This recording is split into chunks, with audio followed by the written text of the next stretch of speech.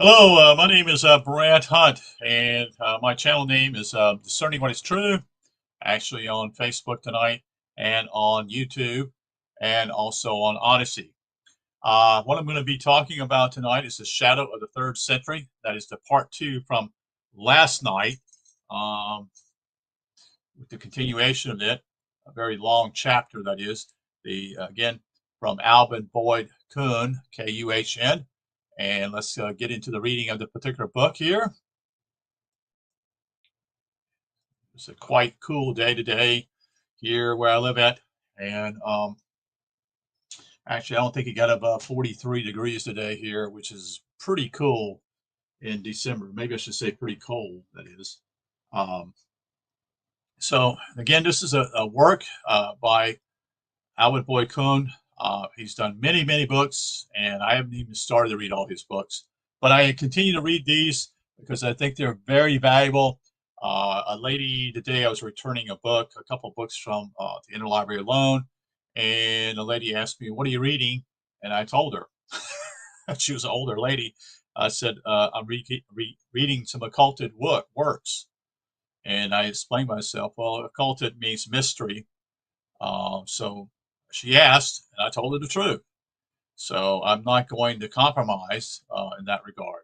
So in the Pistis Sophia, that is the Egypto-Gnostic gospel, Jesus is represented as asking, quote, "Do you seek after these mysteries?" That's a question. No mystery is more excellent than the seven vows, for they bring your soul into the light of lights. Nothing, therefore, is more excellent than the mysteries which you seek after, saving only the mystery of the seven vows and their 49 powers and the number thereof. Perhaps this excerpt from a document that was wholly one of the Allegorian fabrications will well serve to illustrate the exasperation and impatience with which the Orthodox exegetists react to the ancient method of esoteric writings. This would be a sample of what the theologians claim runs out into the empty nonsense. What can the seven vows and the number 49 hold in a way of meaning comparable to the concrete personality and living love and the resurrection of Jesus Christ? They ask. Away with this abracadabra of letters and numbers and give us the the verity of the Gospels. How can the Harlequin prestigitation of magic numbers save our immortal souls? Away with your pagan mummery. Aside from the fact that the number seven is the basic number of the constitution of the solar system and human life, as well as the absolutely essential key to the meaning of the Christian and other scriptures, there is no answer to this impatient query of the theologians. The most modern of eminent Egyptologists, the American William H. Breasted, Breasted, in his History of Egypt, says of the Egyptian beliefs in page 60 that they were, quote, fused into a complex of tangent myths. Neither did the theologizing priesthood ever reduce this mass of belief into coherent systemization. Although, had they done so, ancient secrecy would have kept the evidence of it largely out of sight. This is a point, incidentally, which modern investigations, gators, I should say, seem to leave entirely out of account in their search for archaic survivals. Even today, the status of the most enlightened study of ancient Egyptian religion and its lore is so muddy that it is well described by what Herder, Herder, is driven in a kind of a baffled irritation to write about it. Quote, if there is a providence of literature which is a mire, and where a host of learned men were all deeply sunk into the mud, is it here? End quote. The noted British Egyptologist E.A.W. Budge, Budge, not to mention others, has given expression again and again to the same baffled irritation. The truth is that, barring Massey, whom they have shelved into oblivion. So what they're talking about is Gerald Massey. Gerald Massey is before this particular work, which is by Alvin Boyd Kuhn. I'm pretty strongly. I think what I understand simply is Alvin Kuhn was a student of Gerald Massey. I don't know if that was a personal deal or afterwards he began to read the works of Massey. Modern scholars are miles away from discerning even the rudimentary basis of what these ancient seers or sages in Egypt were writing about, and this spells disaster for all human culture, since it is in that quote unquote mire and mud end quote of old Egypt depth of wisdom that all the keys to the interpretation and understanding of the Christian religion and still sealed Bible lie as yet undiscovered. The Anderson School was, so to say, on the trail of this recondite treasure hidden under the sands of Egypt, and there must have been the general legend that ancient Egypt had been the fountainhead of a surpassing wisdom, though the stream might have disappeared again into the sands, where it seems that every noted thinker of the Hellenic world was drawn to visit Egypt with the thought of gaining their fundamentals of a supernal knowledge. The debt owed to Philo Judaeus, that is Judaeus, born almost at the very year of the beginning of the Christian era, for his work in developing the principles of the Egyptian system into a code of elucidation of the mass of scriptural material then extant, is immense. Philo, or Phio, whichever way you want to pronounce it, work proves that the basic principle or harmonization of seemingly widely diverse currents of religious expressions are present and available in this desperate, baffling meadow of old Egypt lore. Norman Benwich, previously quoted, has so well expressed this. This was in Philo's book, page 40. Quote, to effect the true harmony between the literal and the allegorical sense of the Torah, between the spiritual and legal sides of Judaism, between the Greek philosophy and the revealed religion, that was the great work of Philo Judaeus. In following the path cut through the tangle of ancient cryptid allegorism, symbolism, and dramatization by Philo, that is world culture, might have saved itself from plunging into a mud and mire infinitely worse than any allegorio prevailing in ancient Egypt, into which the popular movement of Christianity gave it the final push. But alas, not even the great talent of a Orion, or I should say not Orion, Origin, was sufficiently sharpened to carve out the statue form of radiant beauty, all overlaid with the accreditation of ignorant misconceptions. Far on down the run of the ages, some 11 centuries later, Europe was to feel some thrill of an inward delight of the human mind when stirred by the winds of the spirit, as though it is moved by the magic. That is the magic power of symbols and allegory to vision and undertaking. For suddenly there flashed into a deadened soul of Europe the light and glory of the Italian Renaissance of the 14th century. In that irradiation of the ancient glow of old Egypt had a rebirth, destined to be short-lived and to miscarry, but still a rebirth, though it sank again to this dimness in 2 centuries. It was glorious while it lasted, and did perpetrate its liberating influence in negating the Reformation which came a little later. Obtuse to the essential value of real culture, the modern age has never properly assessed the force, the significance of the spirit of the Renaissance, if it has ever caught the power and meaning of the wave of intelligence that was wafted over the soul of the Italian world of the 14th century. It had lost its again. Culture can be won and lost again. Its rise to realization and the vision of one people or one age does not automatically guarantee its permanence. Like its greatest natural analog, light, it flashes forth to brightness and dies away again. Like all things of the spirit, it bloweth where it listed, and one cannot be sure whence it cometh or whither it goeth. But one can be sure that the Italian Renaissance came from the revival of ancient classical literature, and that it went on to give the shackled soul of Europe its first pure breath of intellectual freedom it had drawn since the suffocating mantle of ecclesiastic tyranny had settled down upon it 10 centuries earlier. It opened the door for stifled human beings to step out again into the pure, free air of mental liberty. And with that release from captivity, the European mind began its modern adventure into the realms of true science, the knowledge of truth that liberates from all bondage.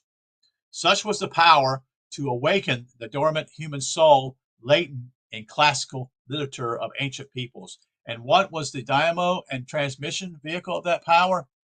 Nothing less than the symbol and allegory.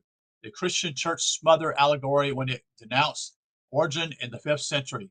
The Renaissance more than vindicated that its Origen's allegories. It revealed what that church might have done for true human culture had it exploited the germ of truth and power implicit in the system of biblical interpretations he prompted.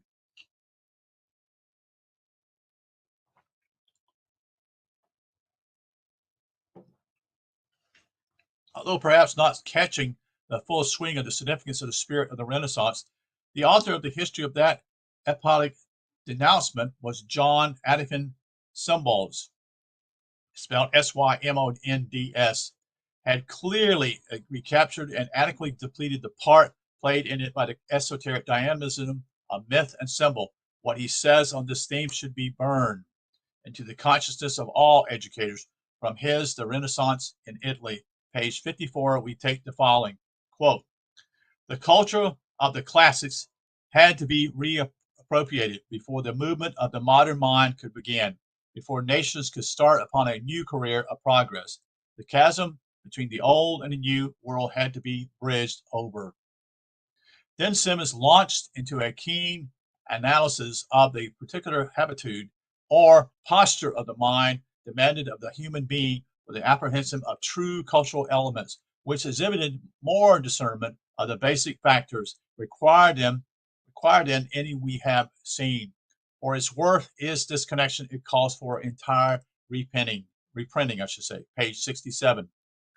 Quote, the meagerness of medieval learning was, however, a less severe obstacle to culture than the habit of mind, partly engendered by Christianity and partly idiosyncratic to the new races, which prevented students from apprehending the true spirit of the classics. While mysticism and allegory ruled supreme, the clearly defined humanity of the Greeks and Romans could not fail to be misapprehended. End quote. Poems like Virgil, Fourth Eclogue, were prized for what the author had not meant when he was writing them, while his real interests were utterly neglected. Against this mental misconception, this original obliquely of vision, this radical lie in the intellect, I should say, the restorers of learning had to fight at least as energetically as against brute ignorance and dullness. It was not enough to multiply books and to discuss codices.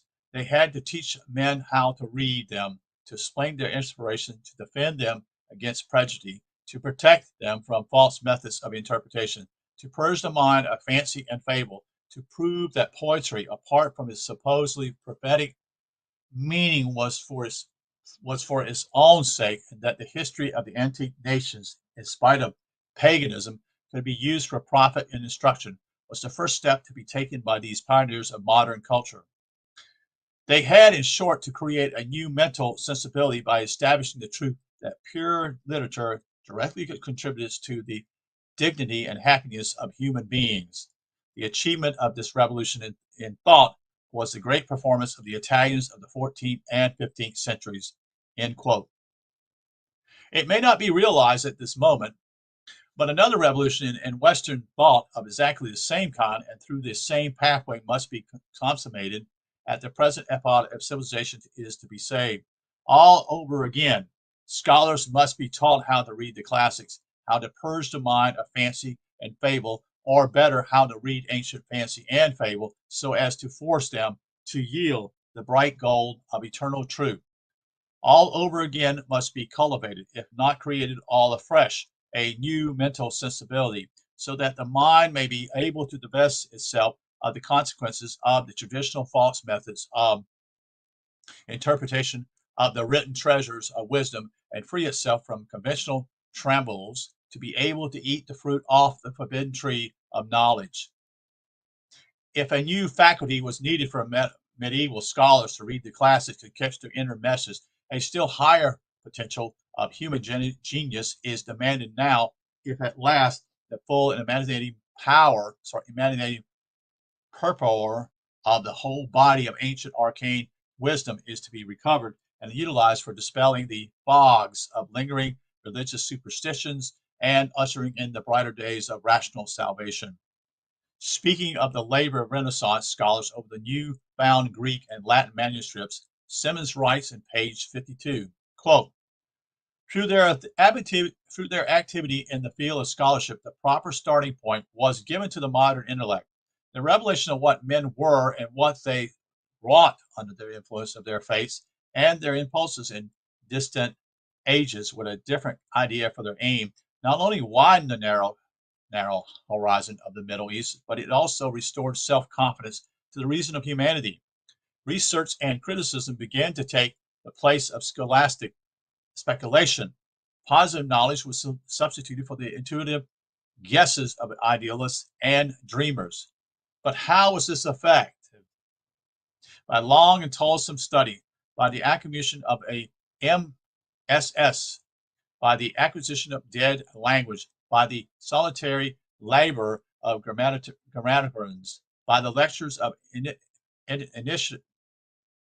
initial professors, by the scribe, by the printing press, by the self-devotion of magnificent Italy to erudition. By long and toilsome study, by devotion to erudition, by the acquisition of dead languages, these footprints of the Renaissance mark the road that must be trodden again if humanity is to mount once more up the slopes of Pelion and Parnelius towards the summit of Olympus. In short, Christendom, for its salvation from decadence, must revive the dead language of ancient symbolism and devote itself to the toilsome study that is the thrilling, however, if the lost keys are recovered from Egypt, of classical erudition and the thorough reindoctrination of its mind with the mighty wisdom of ancient philosophy. Poetry, Simmons said, is instruction conveyed by allegory and fiction. Theology itself, he must discerningly glimpses, is a form of poetry. Even the Holy Ghost may be called a poet, inasmuch as he used the vehicle of symbol in the fashion of the prophets and the revelation of St. John. The poet wraps up his meaning in delightful fictions, and the mental lout takes these for real. Though the common herd despises the poet as a liar, he is in truth a prophet, uttering his dark speeches and parables. How foolish then are the enemies of poetry, sophisticated dialecticians, and various jurists who have never trodden the Fobine hill because it does not glitter with gold. Quote, for far worse is the condition of those monks and hypocrites who accuse the divine art of immortality and grossness instead of reading between the lines and seeking the sense conveyed to the understanding under the veils of allegory. End quote. He alludes to Evoke Carcio work as containing, I'll spell that to you, Boccaccio, I may have butchered that one, quote, a full exposition of allegorizing theories with which humanism started, end quote. Then another quote here. While we regard this change from creative to acquisitive literature, we must bear in mind that these scholars, who ought to have been poets, accomplished nothing less than the civilization, or to use their own phrases, the humanization of the modern world. That is in page 55, end quote. And what can be more significant than this next paragraph that is in page 112? This is a quote again from the study of Greek implied the birth of criticism, comparison, research, system based on ignorance and superstition were destined to give way before it. The study of Greek opened philosophical horizons far beyond the dream world of the churchman and the monks. It stimulated the germs of science, suggested new astronomical hypotheses, and indirectly led to the discovery of America. The study of Greek resuscitated a sense of the beautiful in art and literature. It subjected the creeds of Christianity, the language of the Gospels, the doctrines of St. Paul to analyze and to commence a new era for biblical inquiry. We are justified in regarding the point of contact between the Greek teachers, Chrysoloreus, and his Florentine pupils as one of the most momentous crises in the history of civilization. Since the reawakening faith in human reason, the reawakening belief in the dignity of man, dignity, desire for beauty, the liberated audacity and passion of the Renaissance received through Greek studies their strongest and most vital impulse. End quote. So what he's talking about here simply is that to ignite a fire within people, a belief in actually the dignity of man, of simply the desire for beauty, that is to see all these things that are good, and not to this the cheapening of things today, how people cheap things, they make things, um, they scoff at things when they don't know anything about it. You see, they think they're really wise. In reality, they're fools. No words could be more thrillingly significant for a modern man than those of Simmons, for we are made by faith to be witness, that's F-A-T, fate, to be witnesses at this moment of another denouncement, perhaps even more significant than the fact of a group of Florentines taking their first lessons in the Greek language from Chrysoloreus. For the modern world of study has just had its first lesson in an even richer language than that of Greece, one destined to open out a wider and more fruitful field of knowledge, questioning than that of Greece, magnificent as they was.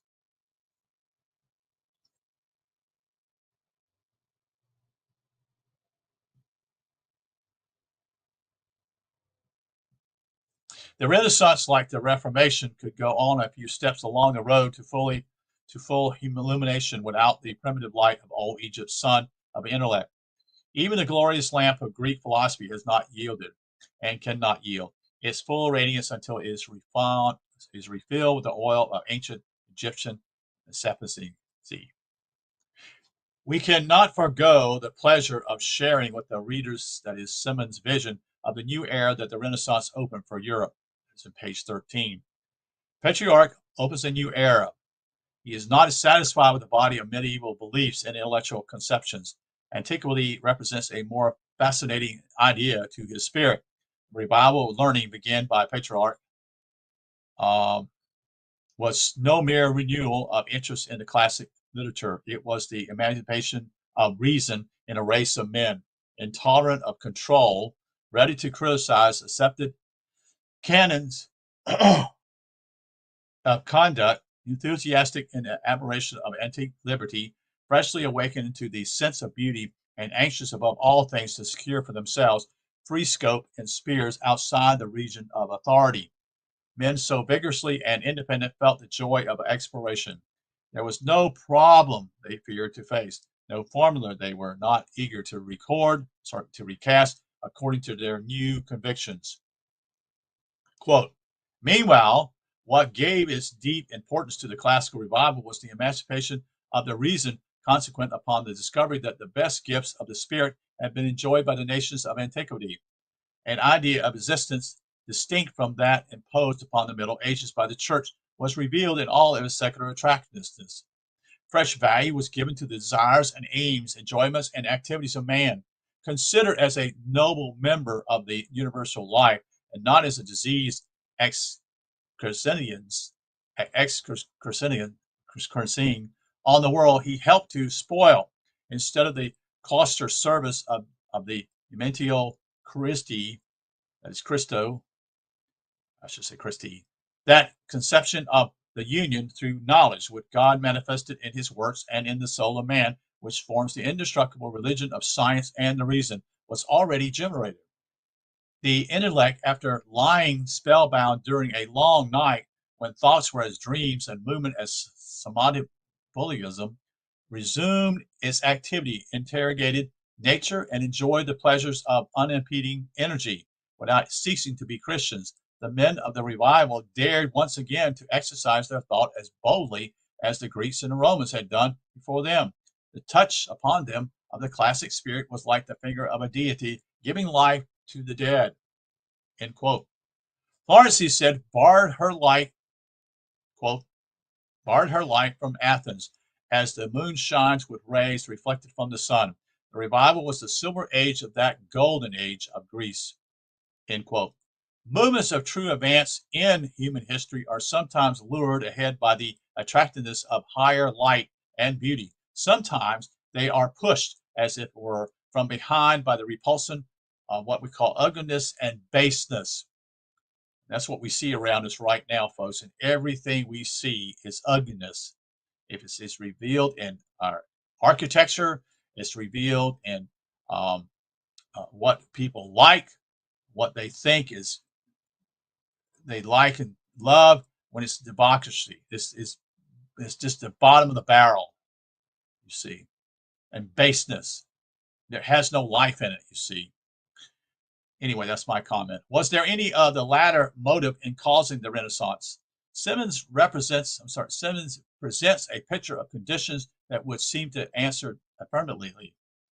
Quote, Christianity, especially in Italy, where the spectacle of the Holy See inspired disgust, had been prostituted to the vilest service by the church. Faith was associated with folly, superstition, ignorance, and intolerance, and cruelty.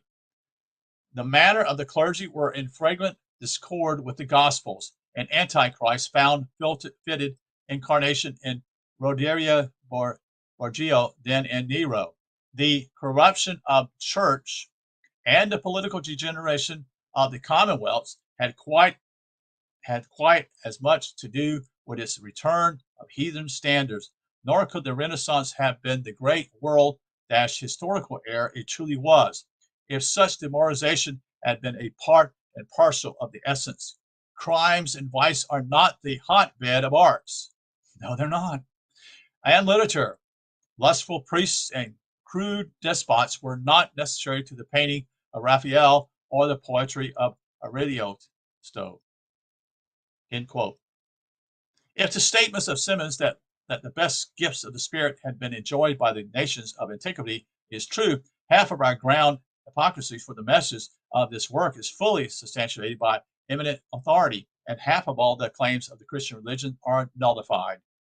The thrill of sensing again that joyous exuberant outburst of the human spirit from the restraints of a strangling church is so keen that one would faint linger with it, but it only remains to ask what killed it. Again, Simmons has the answer. Quote, what remained of humanism among the Italians assumed a different form, adapted to the new rule by the Spaniards, and the new attitude of the church to the age of humanism succeeded the age of the Inquisition and the Jesuits. End quote. Next quote. There are not enough time for students to absorb antiquity and pass beyond it before the Mortman of the church and the Spaniard were laid upon the fairest province of thought. These are all quotes here. The infamy of having rendered science and philosophy abortive in Italy, when its early show of blossom was so promising, falls upon the popes and princes of the last half of the 16th century. That's from, end quote, page 396. The shadow of that 3rd century is long. The same stupefying force that had withered the bloom of ancient Greek philosophy was at hand to exhale the same blinding breath of dark bigotry upon the new spring growth of archaic wisdom in the 14th century. It is no less steadily active at the present epoch to feather the wings of free thought. As Simmons had told us how inquiry, I say that again. As Simmons had told us how iniquity oozed from every pore of the ecclesiastic system when the dark forces of pietism snuffed out the tender growth of enlightenment in the latter period. So far, Farrar tells us how iniquity likewise ran rampant when the same forces killed philosophy at the earlier times. From the Lives of the Fathers, Volume 2, page 674. Quote, the story of the iniquities with which the Christendom had grappled is one of the saddest and most deplorable among the many sad and deplorable narratives which deface the ecclesiastic history of the 4th century. It exhibits the prevalent among bishops and clergy of an almost inconceivable amount of greed, worldliness, and disorder, end quote. Christendom took spiritual action against these abuses within the fold of Christ and got himself rounded hatred for it. Such was the corruption among even the bishops that Ammonius had his ear cut off to disqualify himself from being appointed a bishop. He was called by the Greek name Perodes because of the severe ear. Senticus, bishop of Polonius, but of doubtful orthodoxy because he was a great Kabbalist, wrote, quote, the people will always mock at things easy to be misunderstood. It must needs have impostors.